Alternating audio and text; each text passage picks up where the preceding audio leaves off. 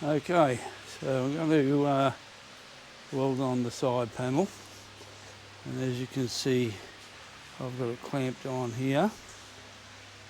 You can see in here I've drilled out where all the plug welds or spot welds were originally, and this is a replacement edge I've put on, which I've showed you in one of the previous videos. So I can access that okay to weld those. There's a few more I've got to do in through there. These ones in here are going to be a little bit more difficult, but I should be able to get those okay. And the same along here. So we'll see how we go.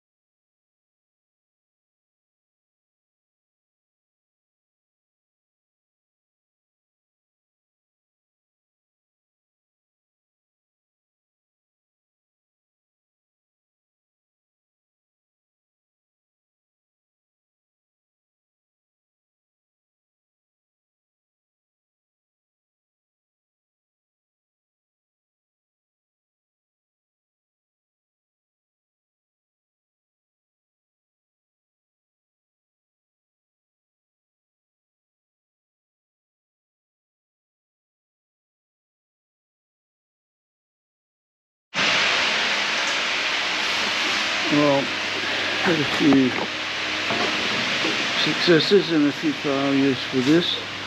So you can see I've got really good penetration all through here, going down the front from the inside. But this one here I cannot get inside there to plug weld it. So I've put some solid balls on the top. It's welded from here, but from there through to there I've got nothing, no welds at all. Underneath I've put a couple up there which I'll grind off, which will suffice. It seems relatively thin, you can see that movement, so all I can do is put some Sikaflex down through there and glue it up against it, which I'm sure will hold it. It's certainly not going to fall off, that's for sure. But I just don't know how else with my equipment. I just can't get it inside there. It's just too tight. So we shall see. But